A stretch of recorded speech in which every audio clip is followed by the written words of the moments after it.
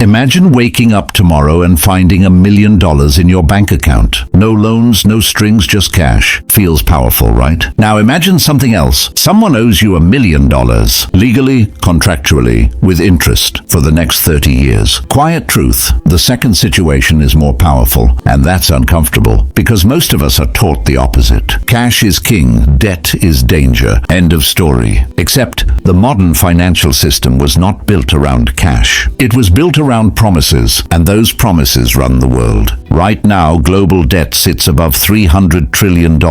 That's not a typo. It's more than 3 times the size of the entire world economy. So the real question isn't, is debt bad? The real question is, why does the system depend on it? To answer that, we need to strip away the morality and look at the mechanics. Let's start simple. Cash is static. You earn it, you save it, you spend it. When it moves, it stops being yours. Debt is dynamic. It keeps working even after it leaves your hands. When a bank gives you a loan, it doesn't hand over existing money. It creates new money with a few keystrokes. That loan becomes an asset for the bank. Your obligation is their power. You see a monthly payment. They see a long-term income stream. This is the first quiet advantage of debt. It turns time into leverage. Cash lives in the present. Debt lives in the future. Now scale this up. Governments don't fund themselves with savings. They issue debt, bonds. When you buy a government bond, you're not just lending money. You're buying a claim on future taxpayers. That's not dramatic language. That's the actual structure. Entire nations are financed not by what they have, but by what they promise to collect later. And here's where the power shifts. Countries that control the global financial system can issue debt cheaply, sometimes at near zero interest, sometimes below inflation, meaning they get paid to borrow. Other countries can't. Their debt is expensive, fragile, punishing. Same concept, different power position. Debt doesn't just measure trust. It enforces hierarchy. Now let's talk about the uncomfortable math. If everyone tried to pay off their debt at the same time, the system would collapse. Because most of the money we use exists only because debt exists. Pay down the loans, and the money supply shrinks. Less money chasing the same obligations. Prices fall. Jobs disappear.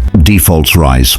Debt is framed as a problem to eliminate. But eliminating it breaks the machine. So instead, the system does something clever and slightly absurd. It rolls the debt forward. All debt is paid with new debt. Interest is serviced, not erased. Growth becomes a requirement, not a bonus. This is why economic growth isn't just a political slogan. It's a structural necessity. Without growth, debt becomes unbearable. With growth, debt looks manageable, at least on paper. Now here's the irony. The people most afraid of debt are usually the least protected from it. Households face fixed incomes, rising interest rates, no money printer. States and institutions operate differently. When things go wrong, they can refinance, restructure, or inflate the problem away. Debt punishes the weak first and rewards the strong longest. Public narratives rarely mention this. We're told debt is irresponsible, that it's about discipline and personal choices. But at the top of the system, debt is strategy. It's how influence is extended without invasion, how control is exercised without ownership, how future behavior is shaped in advance. A country deep in debt doesn't need to be conquered. It needs to be managed. Budgets adjusted, policies aligned, options narrowed. Debt doesn't shout. It nudges, and those nudges compound. Now zoom out further. What happens when debt grows faster than the real economy for decades? You get asset inflation, stocks, real estate, financial instruments. Prices rise not because things are more productive, but because there's more borrowed money competing for them. This makes cash feel weaker every year. While debt-backed assets grow more powerful, the system quietly teaches a lesson.